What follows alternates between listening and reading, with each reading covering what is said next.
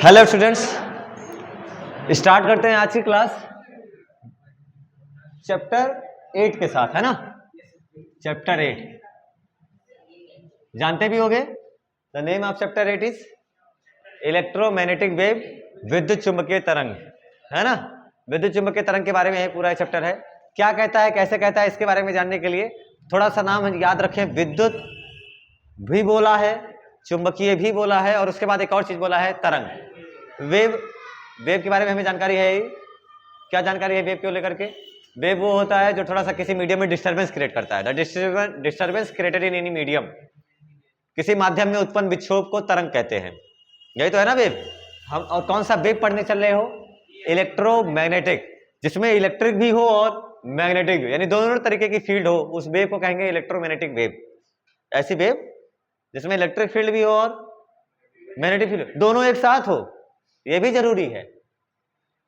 दोनों एक साथ, एक ही टाइम पर दोनों एक जैसी हो, उसे कहते हैं इलेक्ट्रोमैग्नेटिक वेव। और ये इलेक्ट्रोमैग्नेटिक वेव पढ़ने में क्या क्या बातें ध्यान देनी पड़ती है? सबसे पहला, शुरू करें अगर बेसिक से, तो जब से शुरू में कहा जाता था कि जो इलेक्ट्रिसिटी है, इलेक्ट्रिक फील्ड है, वो चार्ज की वजह से आती है। अगर चार्ज होगा तो ठीक है, जैसा कि सब लोगों ने पढ़ रखा है सब लेसन। शुरू के पहले वाले लेसन याद होंगे ना। पहले वाले लेसन क्या बताते हैं कि electric field comes due to charge, आवेश की वजह से। अगर रुका हो तो हमें क्या मिलती है? Electric field. ये हमने पढ़ा था, इसको अलग रखा गया। और उसके बाद क्या पढ़ा गया कि मैग्नेटिक फील्ड कब आती है? किसी मैग्नेट की वजह से। पढ़ा है सब। मैग्नेटिक फील्ड किसकी वजह से आती है? मैग्नेट की वजह से। ये सारी चीजें अलग अलग, इलेक्ट्रिक फील्ड अलग पढ़ी जाती थी, मैग्नेटिक फील्ड अलग पढ़ी जाती थी। दिमाग में दोनों बातों को, दो अलग अलग थे, एक ही सिक्के के दो पहलू, लेकिन किसी ने ध्यान नहीं दिया था। सबने एकदम फ्री इंडिपेंडेंट माना था कि इलेक्ट्रिक फील्ड पूरी अलग ही होती है, मैग्नेटिक फील्ड पूरी अलग ही होती है, कोई एक दूसरे से रिलेट नहीं करती हैं, ये बताया गया था। ठीक है। बट फैराडे का जब एक्सपेरिमेंट हुआ, कौन सा? इलेक्ट्रोमैग्नेटिक इंडक्शन वाला, तो फैराडे का लॉ आया। और उस लॉ में आपने सबसे पहले क्या पढ़ा था कि जब किसी कॉइल से एसोसिएटेड फ्लक्स में चेंज लेकर आते हो तो उसमें ईएमएफ इंड्यूस हो जाता है, और उसकी वजह से उसमें करंट मिलती है। अब करंट मिलती है किसकी वजह से? भी की वजह से। और भी किसकी वजह से आता है? इलेक्ट्रिक फील्ड की वजह से। और इलेक्ट्रिक ये आई मिली कि अब ये भी इंड्यूस ईएमएफ मिला कब? जब आपने किस में चेंज किया था? मैग्नेटिक फ्लक्स में, d phi B upon D t. जब आपने ये फ्लक्स बदला था तब आपको ये मिला। तो फैराडे की जब ये बात आई निकल करके कि बदलती हुई मैग्नेटिक फील्ड कौन सी फील्ड बनाती है? Electric field. मैक्सवेल को ये बात कुछ अच्छी लगी और उन्होंने कहा कि जैसे कि सबको पता है कि अगर ये वाला इस पर 10 न्यूटन का फोर्स लगा रहा होगा ऐसे, तो ये वाला इस पर कितना लगाएगा? ये बात क्या बिल्कुल ऐसा सिमिलरिटी वाली नहीं लग रही है? ऐसा है कि नहीं है भाई? है ना ऐसा। तो वही चीज को अगर ध्यान में रखा जाए, जैसे न्यूक्लियस के अंदर E प्लस होता है, वैसे न्यूक्लियस के बाहर E माइनस होता है, ये भी सिमिलरिटी है। वैसे ही अगर बदलती हुई मैग्नेटिक फील्ड किसको बनाती है? तो मैक्सवेल ने कहा कि मैं जो कह रहा हूं उसको मानो, बदलती हुई इलेक्ट्रिक फील्ड क्या बना सकती है? डॉक्टर शुरू में बताया था जब इलेक्ट्रोमैग्नेटिक इंडक्शन पढ़ाया था कि ये तुम्हारे काम आएगा बहुत, यही तुम्हारा जीवन बनाएगा इलेक्ट्रोमैग्नेटिक वेव में, और वही बनाने आ गया। ये बताया मैक्सवेल ने। और फिर कहा गया कि ये दोनों के दोनों अलग अलग नहीं है, बल्कि एक ही सिक्के के दो पहलू हैं जो तुम्हें अलग अलग पढ़ाया जाता है। याद करो क्लास 11 में तुम्हें पढ़ाया गया था कांटेक्ट फोर्स के दो हिस्से, एक नॉर्मल रिएक्शन और एक फ्रिक्शन, है कि नहीं है? और उसके बाद एंगल ऑफ फ्रिक्शन लिया जाता था दोनों के बीच से, जो रिजल्टेंट जाता था। कांटेक्ट फोर्स का यही होता था तरीका। तो दोनों अलग अलग पढ़ाया गया, बाद में फिर बताया गया कि नहीं दोनों एक ही चीज होती है। वैसे ये दोनों अलग अलग पढ़ा आपने, अब क्या पढ़ाया जा रहा है? ये दोनों एक ही चीज है, और इन दोनों की वजह से ये दोनों एक ही साथ चलती हैं, और इसीलिए चैप्टर का नाम रखा गया है इलेक्ट्रोमैग्नेटिक क्या चीज? वेव।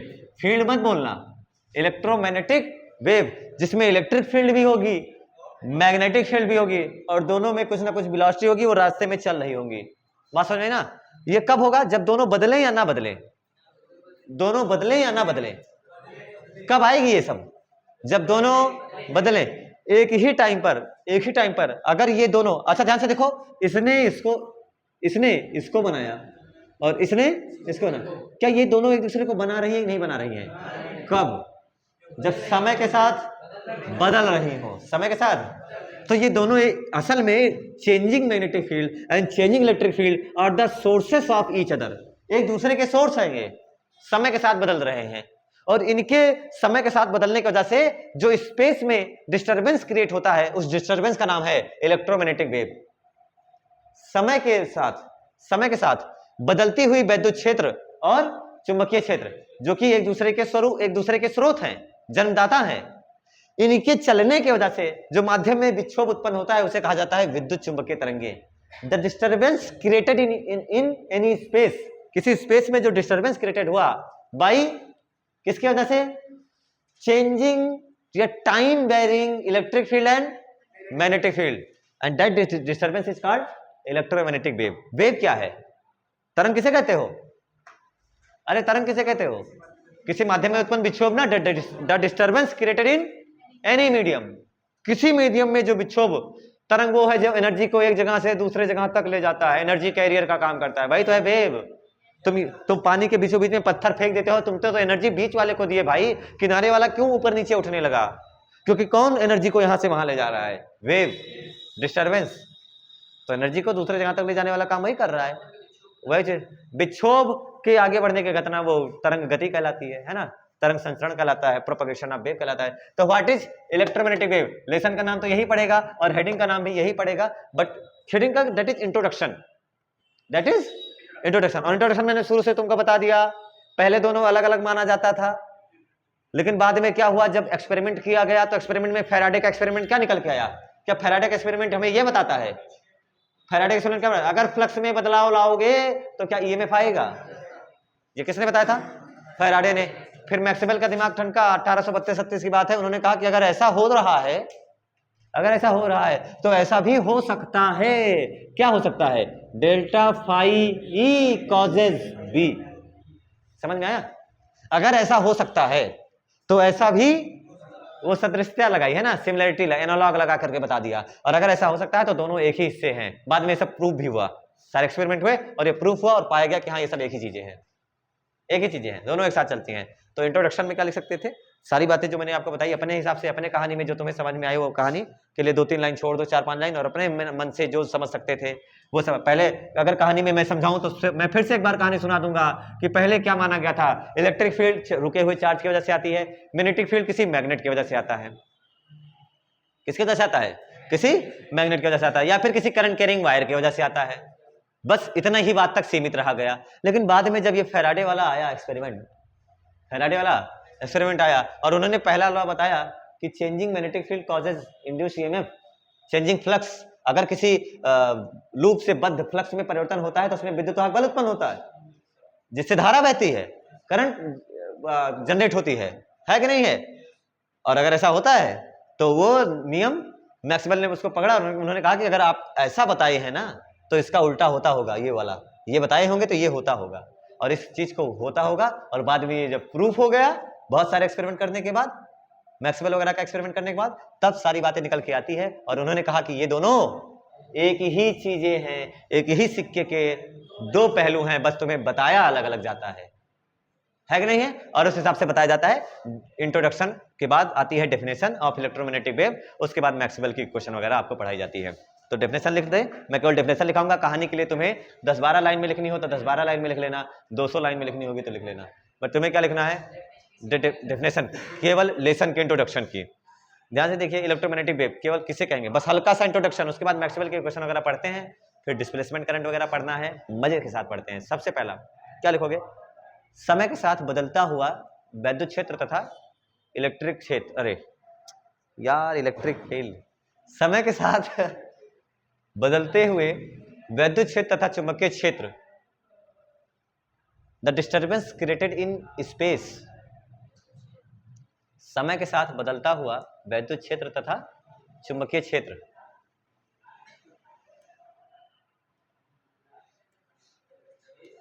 समय के साथ बदलते हुए विद्युत क्षेत्र तथा चुंबकीय क्षेत्र से उत्पन्न विक्षोभ को, हाँ, the disturbance created in space by time varying electric field and magnetic field, विक्षोभ को वैद्युत चुंबकीय तरंग कहते हैं। This is the introduction, introduction यही खत्म होता है।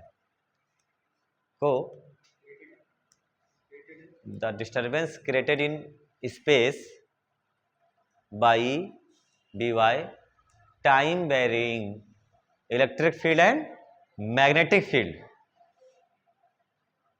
time varying electric field and magnetic field, time varying electric field and magnetic field, comma लगा के, is called electromagnetic wave. Wave है डिस्टर्बेंस, इसीलिए विक्षोभ वर्ड कॉमन है। देखोगे विक्षोभ है तरंग, और समय के साथ बदल रहे हैं ये दोनों एक दूसरे को, तो वो एक दूसरे को जन्म दे रहे हैं। ये बहुत इंपॉर्टेंट चीज है। ये बहुत डेफिनेशन कितनी शॉर्ट में लिखी गई है, ये बहुत ही देखो कितनी बड़ी बात लिख दी गई है। डेल्टा 5E कोई समझ ही नहीं पाएगा ये क्या लिखा गया है। बुद्धि चाहिए, होश चाहिए, जो पढ़ के आए होगे शुरू से, तो है कि नहीं है। ये बातें बताई गई, मैक्सवेल ने बताई। किसने बताई इस चीज को? मैक्सवेल ने। बहुत बढ़िया चीज, बहुत बढ़िया इंसान था वो, नोबेल प्राइज वगैरह जीत के गया वो इसके लिए। सोच लो क्यों इसे बताया। और मैक्सवेल ही ऐसा है जो पूरी इलेक्ट्रोमैग्नेटिज्म, इतनी बड़ी वॉल्यूम 1 जो तू पढ़ रहा है, उसको केवल 4 लाइन में देकर जाने वाला काम मैक्सवेल ने किया था। केवल 4 लाइन में, 4 लाइन क्या 4 इक्वेशन में, ये काम मैक्सवेल ने किया था। जब अब तुम ये लेसन खत्म कर रहे हो, वॉल्यूम 1 बंद करने वाले हो, असल में असली फिजिक्स यहां से शुरू होने वाली है, बट तुम्हें यहीं पर रोक दिया जाता है। तो ज्यादा पढ़ लेगा, इसलिए तुम्हें रोका जाता है। साइंटिस्ट बन जाओगे, अभी से साइंटिस्ट बन जाओगे। अभी तुम्हें साइंटिस्ट थोड़ी बनना है, अभी तो तुम्हें गेम खेलने होंगे, अभी तो तुम्हें मूवी देखनी होगी, जिंदगी बर्बाद करनी होगी, अभी तो तुम्हें बहुत कुछ करना है ना। इसी टाइम में तुम्हें सारे काम करने हैं, इसी स्टूडेंट लाइफ में, इसी 12th बोर्ड होने से पहले, बोर्ड होने से पहले ही तो तुम्हें सारी दुनिया जीतनी है, जंग जीतनी है, माउंट एवरेस्ट भी चढ़ना है तुमको, है कि नहीं? क्या कहते हो यार? तो माउंट एवरेस्ट चढ़ोगे तो फिर मार्कशीट में नंबर थोड़ी चढ़ेंगे, मार्क्स नहीं चढ़ पाएंगे। इसलिए तुम्हें ध्यान देना है। किसने बताया ये बातें? अरे किसने बताया? मैक्सवेल ने सारी बातें बताई हैं। और शुरू होती है मैक्सवेल के इक्वेशन की कहानी। 4 इक्वेशन दिया, पूरी जीरो से लेकर के पूरी फाइनल तक खत्म। देखो इसमें किसका जिक्र हुआ है? Changing magnetic field causes electric field. बदलती हुई चुंबकीय क्षेत्र क्या बनाती है? वैद्युत क्षेत्र बनाती है। मैक्सवेल ने क्या बता दिया? बदलता हुआ चुंबकीय क्षेत्र क्या बना देगा? वैद्युत क्षेत्र। अच्छा तो पहले उन्होंने बताया था बदलता हुआ वैद्युत क्षेत्र क्या बना सकता है? चुंबकीय क्षेत्र। ये बता दिया किसने? मैक्सवेल ने। और इसीलिए शुरू होती है मैक्सवेल की इक्वेशन।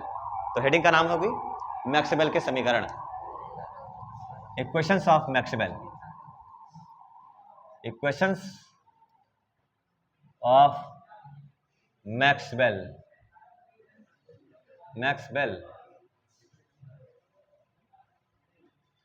मैक्सवेल में कैसे लिखते हैं? बी। कौन वाला बी होता है? बी वाला होता है, डब्ल्यू वाला होता है। एक सालों से मैंने स्पेलिंग नहीं देखी ना। क्या करूं, मुझे जरूरत ही कहां है। डेली रिवीजन तुम लोगों के लिए होता है बेटा, मेरे लिए नहीं। लिख इक्वेशंस ऑफ मैक्सवेल। मैक्सवेल के समीकरण। सबसे पहला मैक्सवेल का जो समीकरण है उसको ध्यान से लिखते हैं हम लोग। सबसे पहले जो मैक्सवेल के समीकरण है क्या है? वो जो आपने शुरू में पढ़ा था, Gauss law. Gauss law of electrostatics याद है सबको? Close integral B dot d A. अच्छा, गॉस लॉ फॉर इलेक्ट्रोस्टैटिक्स ना।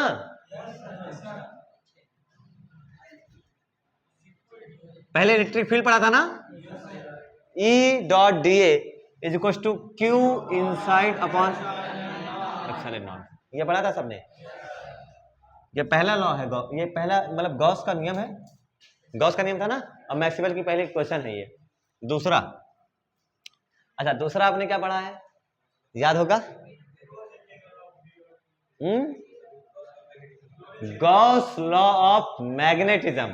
फिलहाल बीच में एक थोड़ा सा मिसिंग हो रहा है, मैं उसको भी बताऊंगा बाद में। But Gauss law of magnetism, जैसे E डॉट डी ए पढ़ा वैसे क्या पढ़ा? B डॉट डी ए। आसान था, गॉस लॉ फॉर, है ना, मैग्नेटिज्म। तीसरा तीसरा मैक्सवेल का तीसरा नियम। अब मैक्सवेल का जो तीसरा नियम है वो सबने पढ़ा था, जो सॉल्व वगैरह करने के बाद आता है E is equal to minus d phi B upon D t. ये क्या है? ईएमएफ। इस ईएमएफ को लिखने का तरीका क्या था? इस ईएमएफ को लिखने का तरीका था sir close integral E dot d l. Close integral E dot, याद रखो भी को लिखा जाता है minus E dot d r. याद है? D V is equal to minus E dot d r, और भी इज इक्वल टू लिखते हो integration minus E dot d r, और वहां तो क्लोज लूप नहीं लगाता था। ये कौन, ये और ये एक ही फील्ड है कि अलग अलग? क्यों? ये कौन सी है? ये कौन सी फील्ड है? ये कौन सी फील्ड है? पहला विद्युत क्षेत्र, पहला विद्युत क्षेत्र। ये वाला कौन सा? नया वाला, जिसका नाम है इंड्यूस इलेक्ट्रिक फील्ड, जो क्लोज लूप में एग्जिस्ट करती है। तभी तो मैं यहां गोला नहीं बना पाया बट यहां बना पाया। समझ में आया चीज? ये हो गया कौन सा? ये हो गया तीसरा नियम। मैक्सवेल का चौथा समीकरण आता है, फोर्थ इक्वेशन ऑफ मैक्सवेल, जो कि लिखी जाती है। कहीं और कुछ पढ़ा? ऐसा कुछ और पढ़ा है? एक सेकेंड। ईडीए बीडीए ईडीएल, अब क्या आएगा? बीडीएल। सोच, close integral B dot d l पढ़ा था कहाँ? कब पढ़ा था? Ampere circuital law. और एम्पियर, ये तो फैराडे लॉ, और ये हो गया Ampere circuital mu not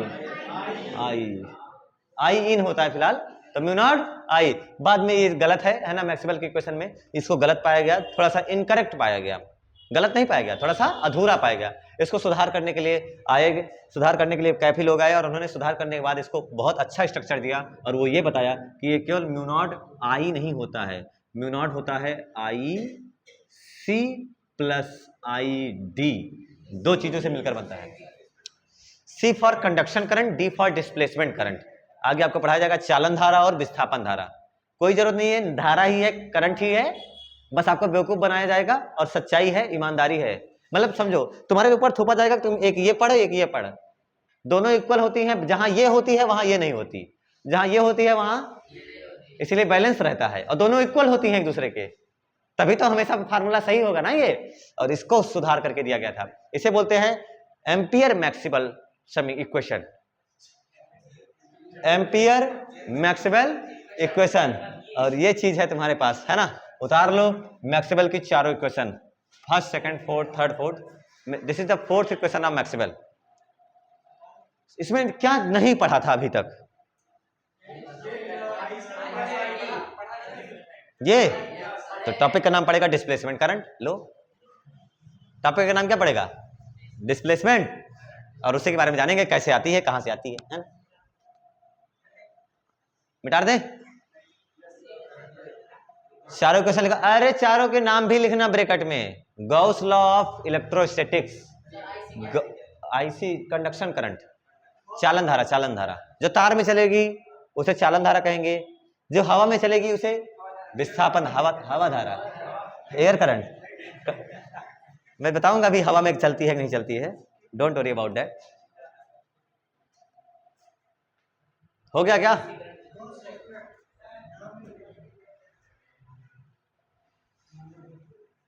equations of Maxwell में ये चारों, सबके नाम भी लिख लेना अच्छे से। Gauss law for electrostatics, Gauss law for electrodynamics, magnetism, Gauss law of magnetism, और इसका नाम पड़ेगा फैराडेज लॉ, इसका नाम पड़ेगा ampere Maxwell law. Ampere law मत करना, ठीक है? अगर केवल आई लिखते तो वो एम्पियर लॉ होता। सुधारा गया नियम है ये।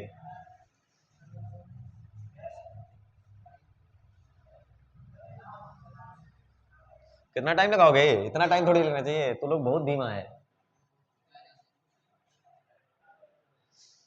चारों के नाम लिख लेना, है ना? ठीक है। और चौथे में सबको दिक्कत आई है कि सर ये आईडी क्या नया चीज लिख दिया और आईसी क्या लिख दिया, हम लोग कंफ्यूज हो गए। जहां अगर आप लिखना चाहते आईडी क्या चीज, I D I D I D is equal to, अगर आप लिखना चाहो ना तो वो होगा epsilon naught into d phi E upon D t. अगर ये लिखना चाहो तो लिख लो, आगे जानोगे कि ये कैसे आया। आईडी की वैल्यू क्या होती है, विस्थापन धारा का सूत्र क्या है, वैसे करंट का फार्मूला क्या होता है, I is equal to Q upon T, N E V D, यही तो पढ़ा है, पी अपॉन भी, यही सब फालतू फालतू पढ़ा है, बी अपॉन आर। आज आई डी करंट का नया फार्मूला क्या पढ़ा, epsilon naught D phi E upon, सोचो यहां आएगा d phi E upon D t, और ये क्या चीज है, बी, तो सही तो है। फाई भी किसको बनाता है, मैग्नेटिक फ्लक्स का बदलना क्या बना रहा है, वैसे ये कौन सा फ्लक्स है, इलेक्ट्रिक फ्लक्स का बदलना कौन सा फील्ड बनाएगा, इसलिए ये मैक्सवेल का एम्पियर मैक्सवेल इक्वेशन है ये। तो यही तो तुम्हें पढ़ना है। टॉपिक का नाम क्या है, डिस्प्लेसमेंट करंट, विस्थापन धारा। फार्मूला लिख लेना,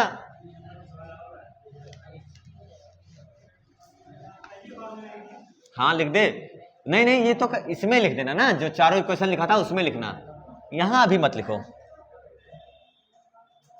अब इसके पीछे कहानी सुनो, बहुत शॉर्ट में पढ़ाने वाला हूं कहानी, ध्यान से सुन लेना उसको रफ्तार के साथ, क्योंकि बस तुम्हारा समय पर तुमको परेशान करने के लिए सब कहानियां बनाई गई हैं। इसके लिए क्या किया गया उसको सुनते हैं।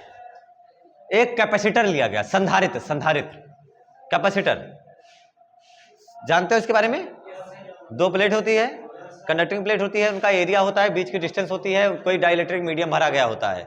जब उसको किसी बैटरी से जोड़ते हो तो चार्ज होना शुरू होता है, चार्ज अचानक पूरा फुल हो जाता है, धीरे धीरे बढ़ता है, धीरे धीरे बढ़ता है, और जब अनंत समय ले लेता है, अनंत समय, इंफिनिटी टाइम, जब अनंत समय जीरो पर तो करंट चलने देता है समझ लो, तब तो वो एकदम बढ़िया जैसा बिहेव करता है, जैसे ऐसा लगता है कि कनेक्टिंग वायर हो।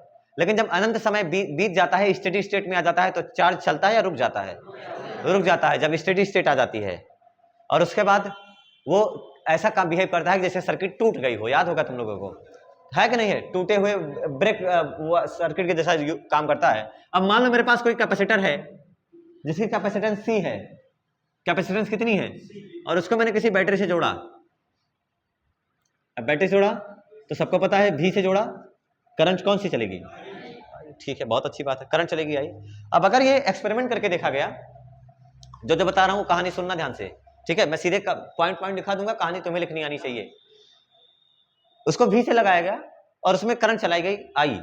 अब यहां तो कुछ नहीं है मीडियम कि है, यहां पर हवा वाला कैपेसिटर ले रखा है, हवा वाला, कोई मीडियम नहीं है।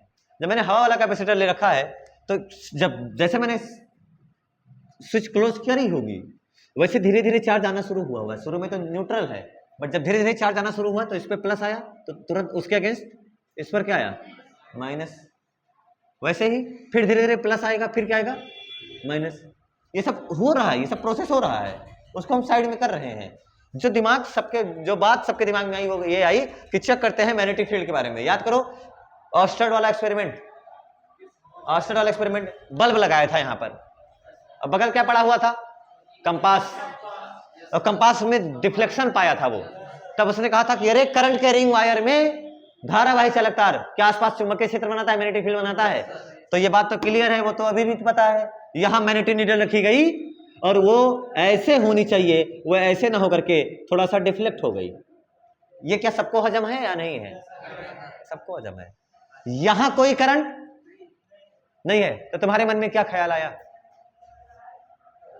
यहां कोई करंट, तो क्या ख्याल आया कि जब यहां कोई करंट नहीं है तो यहां कोई मैग्नेटिक फील्ड भी, क्योंकि ना करंट है ना ही मैग्नेट है, ना ही चुंबक है और ना ही कोई करंट कैरिंग वायर है, तो मैग्नेट नहीं है तो कोई मैग्नेटिक फील्ड यहां है, मैग्नेटिक फील्ड नहीं है। बताओ बताओ, करंट चल रही है ना, यहां मैग्नेटिक फील्ड है, यहां बी है, क्या ये एकदम हजम हो रहा है ना, सबको डाइजेस्ट हो जाएगा ये, क्यों, ऑस्टर्ड वाला experiment, current carrying wire produces magnetic field. अगर सोचिए करंट कैरिंग वायर है, इनफाइनाइट लॉन्ग है, तो क्या यहाँ आएगा mu naught I upon 2 pi R. पढ़ा तो है हम लोगों ने, ये मुझे एडजस्ट हो रहा है, ठीक है बहुत अच्छी बात है। यहां मेरे मन में क्या ख्याल आएगा, सर यहां किसी भी कीमत में मैग्नेटिक फील्ड है या नहीं है? क्यों नहीं है मैग्नेटिक फील्ड यहां पर?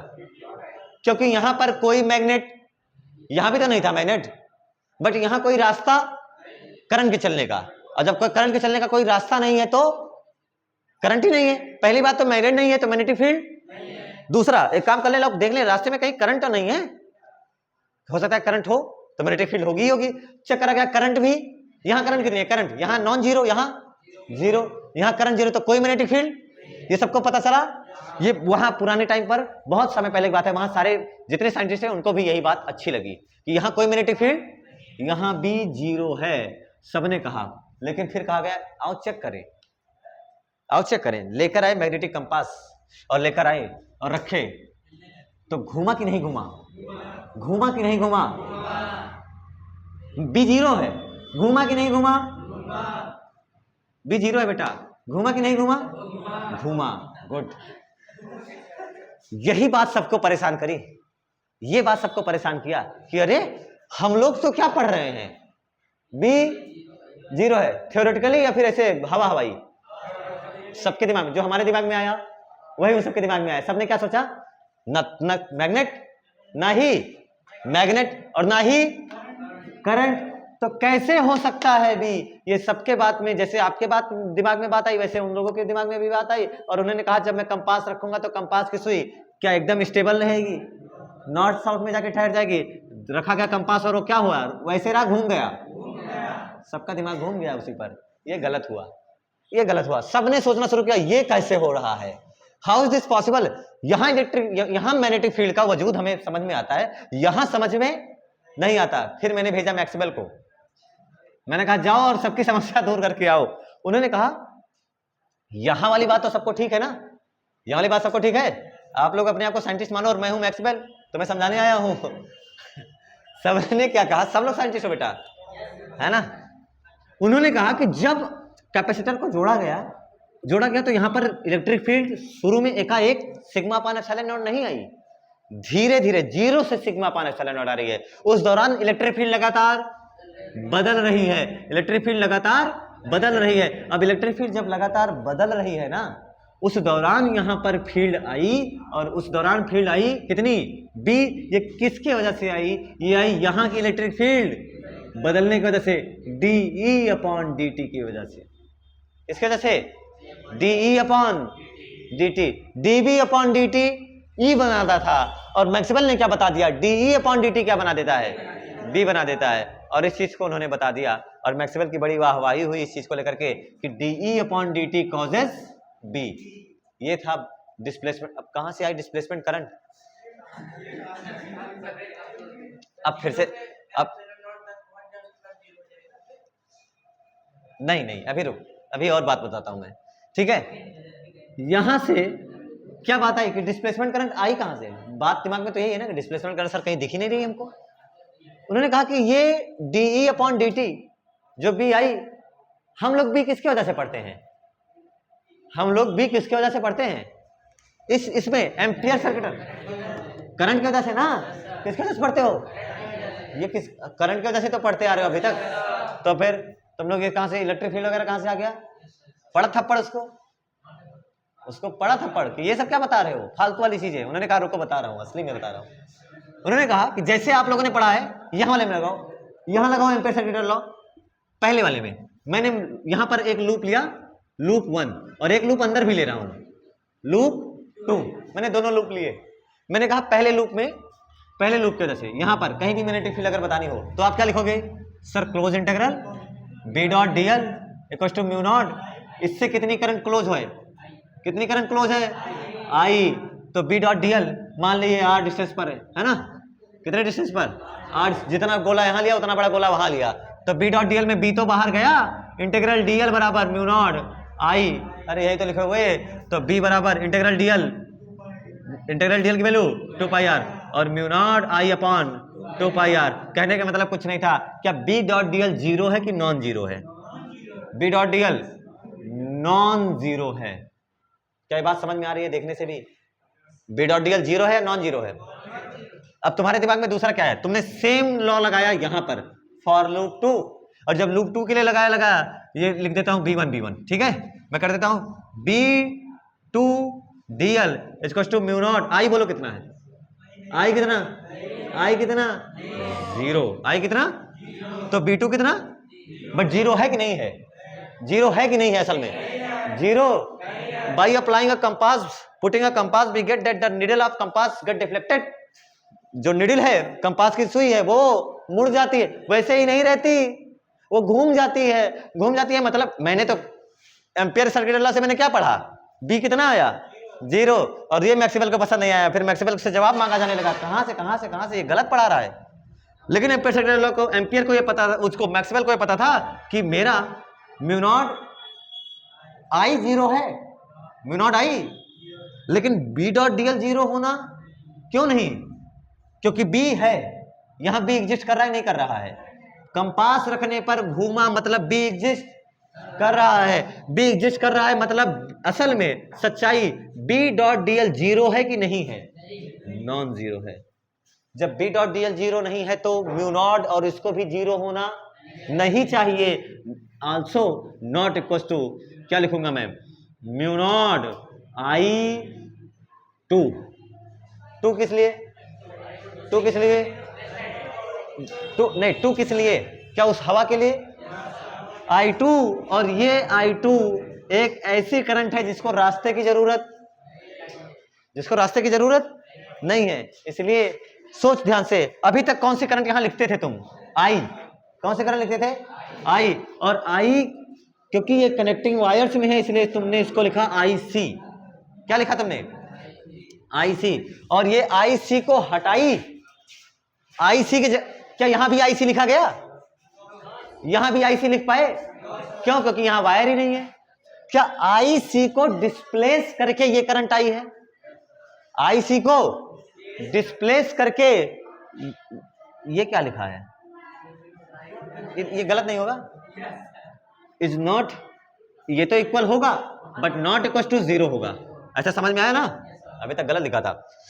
अब ये I2 कहां से आया, सोचो अगर I2 0 होगा, अगर ध्यान से सोचो, अगर I2 तो यहां मैग्नेटिक फील्ड भी 0 होगी, बट मैग्नेटिक फील्ड तो 0 नहीं है, इसका मतलब है I2 0, यहां कोई दूसरी I2 है जो इस I को हटाती है, और इस I को हटाने वाली करंट का नाम है ID, D for displacement, displace करने वाली करंट आई है, ये है। क्या इसका वजूद सही है कि गलत है, सही है कि गलत है, जरूरी है कि नहीं जरूरी है, सोचिए जरा, B डॉट DL ये कहां के लिए है, दूसरे के लिए है, और लिखा गया mu naught ID, this ID is known as displacement current, इस D वाले का नाम क्या है, ID का नाम क्या है, विस्थापन धारा। अब सोचो एम्पियर सर्किट लॉ, और ये भी ampere circuit law, but ampere circuit law नहीं है, मॉडिफाइड एम्पियर सर्किट लॉ है, इसलिए इसको कहा गया, बताया किसने ये बात, इसलिए इसका नाम है एम्पियर्स मैक्सवेल इक्वेशन। कैसे बनी, उसको कैसे लिखा गया, close integral B dot DL, कहीं भी लगाओ, लगाने का तरीका है म्यू नॉट, केवल IC मत लिखो, साथ ID लिखो, केवल किसको लिखो, IC मत लिखो, और किसको लिखो, ID लिखो। व्हाट इज ID, विस्थापन, यहां ID है कि नहीं है, यहां ID, जो I नेट है, जो I नेट लिखा जाएगा वो IC प्लस ID तो लिखा जाएगा, जहां ID वहां IC नहीं, जहां IC वहां दोनों एक दूसरे के बराबर, they are equal in magnitude, same in direction, but जहां IC वहां ID नहीं, जहां ID वहां IC नहीं, यहां कौन है IC, यहां कौन जाएगी ID। अब कहा इस करंट की वजह से B है, मैक्सवेल का दिमाग देख, क्या कहा, इस करंट की वजह से यहां पर, इस करंट की वजह से यहां पर B है, ये करंट आई किसकी वजह से, चेंजिंग इलेक्ट्रिक फील्ड, इसलिए ID का फार्मूला क्या लिखा गया, उस चीज को देखा जाए, ID का फार्मूला कैसे लिखा गया, अगर इसको देखा जाए ना डायरेक्ट, अगर देखें तो दिमाग में बात आई कि इंटीग्रल B डॉट DL, ध्यान से देखना, इंटीग्रल B डॉट, अब सीधे एम्पियर सर्किट लॉ लगाया मैक्सवेल ने, तो लिखा म्यू नॉट ID, क्या लिखा, म्यू नॉट, सही है गलत है, सही है गलत है, सही है, ये बात बिल्कुल सही है। अब ID के बारे में सोचा क्या, IC सबको पता है, I का डायरेक्ट फार्मूला लिखा जाता है, लिखते हो नहीं लिखते हो, ये ID आई किसकी वजह से, अरे आई आती किसकी वजह से भाई? हाँ, चेंज इन आई किसकी वजह से आती है? वैद्युत क्षेत्र में परिवर्तन के, इलेक्ट्रिक फील्ड लगातार टाइम के साथ बदल रही है, जिसकी वजह से ये सब खेला हो रहा है, ये सब खेला हो रहा है। तो ये जो आईडी का उद्गम है असल में इलेक्ट्रिक फील्ड ही है, और वो भी बदलती हुई। कैसी है? बदलती हुई। तो फार्मूला लिखने की कोशिश करी गई, कहाँ लिख दें? इसी के अंदर लिख रहा हूं, ध्यान से देखो। आईडी को जो लिखने की कोशिश करी गई वो ये लिखा गया कि I D is equal to d E upon direct. क्या लिखा गया? आईडी क्या लिखा गया? डीई अपॉन, और भाई यार तुम लोग समझ नहीं पा रहे हो यार, वहां पहले क्या पढ़ा था? मैक्सवेल की क्वेश्चन मट गई, सबने क्या पढ़ा था? D phi E upon D t, यही तो पढ़ा था, डी फाई अपॉन। ऐसे मैंने बताया कि डीई अपॉन डी टी, ये मैंने लिखा डी अपॉन डी टी इसके बदलने की वजह से। लेकिन डीई के बजाय क्या लिखा? वहां लिखते थे d upon D t, B का कारण है, करंट का कारण होता है d phi upon D t, d phi upon, तो डीई को लिखा गया डी फाई। असल में इलेक्ट्रिक फील्ड की बात मत करना, इस लूप से कितनी फील्ड जुड़ी है उसे फ्लक्स कहते हैं। किसी लूप से कितनी फील्ड एसोसिएटेड होती है उसे क्या कहते हो? फ्लक्स। तो मैंने क्या लिखा? D phi E upon D t, और मैंने फार्मूला लिखा और मैंने सोचा बहुत खुश हूं मैं, बहुत सही हूं। लेकिन डायमेंशनली चेक करा गया तो गलत आया। जब बीमार रूप से देखा गया तो क्या आया? गलत आया, ये पूरा गलत आया। और फिर उसको सही करने के लिए फिर इसमें सोचा गया एक काम करो आगे एप्सिलॉन नॉट लगा दो, फिर ये देखा गया कि अब एकदम सही आया। इसलिए आईडी का जो फार्मूला बना वो ये बना। अगर मैं इसको ओपन करूं ना, अगर मैं इस फार्मूले को ओपन करूं तो क्या लिखा जाएगा? ध्यान से देखो, mu naught I C plus mu naught epsilon naught mu naught D phi E upon D T. इतना बड़ा है एम्पियर मैक्सिमल इक्वेशन। आज के लिए इतना ही, नोट्स बनाते रहिए, रिवीजन करते रहिए। धन्यवाद।